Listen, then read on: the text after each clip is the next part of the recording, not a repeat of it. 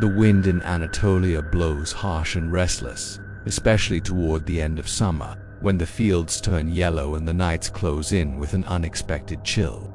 Beyond the dirt road, past the line of tall poplars, there lay a path that twisted and turned until it reached an abandoned threshing floor. And at the far edge of that ground, surrounded by weeds and scattered stones, stood an old well. It was built from dark, rough-cut stones, capped with a rusted lid, and marked by a single iron ring that squeaked whenever the wind passed through it. By day, birds cast fleeting shadows across its mouth. By night, it seemed as if the sky itself poured its darkness straight into that hollow. The people of the village told stories about this well. The elders would say, "That well is sealed. There is no water down there, only words that should never be spoken."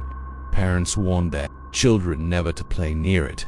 Even the bravest herdsmen refused to pass that way after sunset, for they said that within the depths of that well lived a Jinn, chained, cursed, and waiting for someone foolish enough to set it free. Ahmet, 19 years old, laughed at such talk. He was the kind of boy who scrolled on his phone more than he listened to the words of the old. His mother had passed away years before, and his father, busy with the fields, had left him to his own path. Ahmet believed in books, in logic, in what could be seen and touched, invisible creatures, chains of words, folktales meant to keep children quiet at night. One late evening, Ahmet sat with his friends near the threshing floor. Hasan leaned closer to the fire and whispered, "Last night the goats scattered. All night they bleated and refused to settle. They say the sound came from the well, a strange humming, like something alive." Ahmet laughed. Of course it hummed. Wind between stones always hums. Seha, Hasan's older sister, shivered. It wasn't wind. It called names. Her voice dropped. "I heard it. It called yours for the first time." Ahmet stopped laughing. He swallowed, then forced a grin. "My name. Maybe the Jinn wants a friend." That night he could not sleep. He sat in the courtyard of his home, staring at the copper pitcher his mother had once used, at her worn prayer beads still hanging on the wall. The words clung to him. "It called your name." Close to midnight, he took his flashlight and slipped out into the dark. The path wound between silent poplars, their branches swaying like watchful figures. The closer he drew to the well, the colder the air became, heavy with the smell of damp earth and stone. The iron ring squealed once in the wind, then the air stilled. Ahmet set the flashlight on the lid and pushed.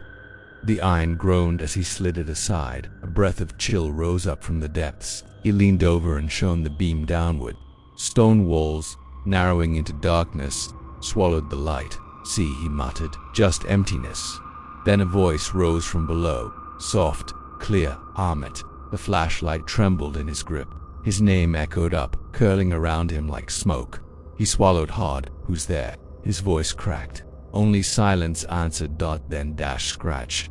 Scratch. A clawing, dragging sound scraped against stone. His pulse hammered. The beam of light caught something moving, an elongated hand, black as soot, its fingers unnaturally long, curling against the stone. The hand gripped the edge of the well, and slowly, a face rose into the light. It was human, and yet not. The features were twisted, lips peeled back in a grotesque smile. The eyes burned like coal in deep sockets. The Jinn did not climb out. It hovered at the edge, its voice dripping with hunger. "Set me free," it whispered. "Free me from these chains, and I will give you what you crave. Wealth, respect, life beyond death." Ahmet's throat tightened. His heart told him to run. His pride told him to stay.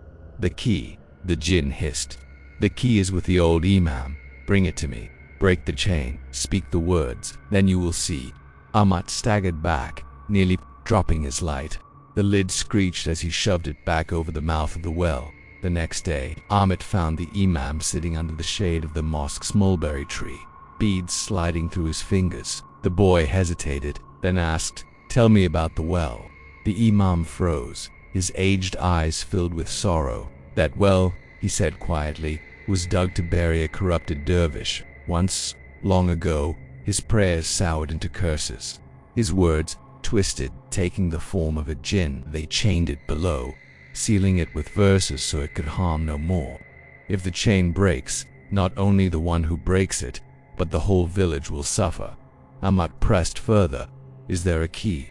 The Imam stared at him. Why? Asked Ahmed. Keys are dangerous things. They open doors that should remain closed. That night, Ahmed returned to the mosque. In the cracks of the northern wall, he found it, a small copper box. Inside lay a rusted key, tied with a thread blackened by time. It was light in his hand, and yet it weighed upon him like stone. He told himself it was only to prove his bravery, to silence the whispers, to show the others there was nothing to fear. At midnight he returned to the well. He slid the lid aside. Darkness breathed against him. I brought it, Ahmad whispered. The jinn's grin widened. Then free me. He slid the key into the chain's lock. Metal groaned. The chain loosened and slithered into the depths. From below rose smoke, damp and foul. A shape surged upward, a hand, a face, a voice at last. Free. Ahmed's heart stuttered. He tried to step back, but the jinn's eyes locked on him. Your name, it whispered. Give me your name. No, Ahmad gasped, but deep inside, he remembered. The Imam had said, a name seals the door. The one who opens it must leave a name behind. Ahmed's name was already whispered in the dark. A scream tore from his throat. The sound echoed through the village. At dawn, the only thing found near the well was a pile of rusted chains. Ahmed's empty jacket. From that day on, no one dared approach the well. Yet still, on nights when the wind died and silence pressed heavy on the stones, villagers swore they heard a voice rising from the depths.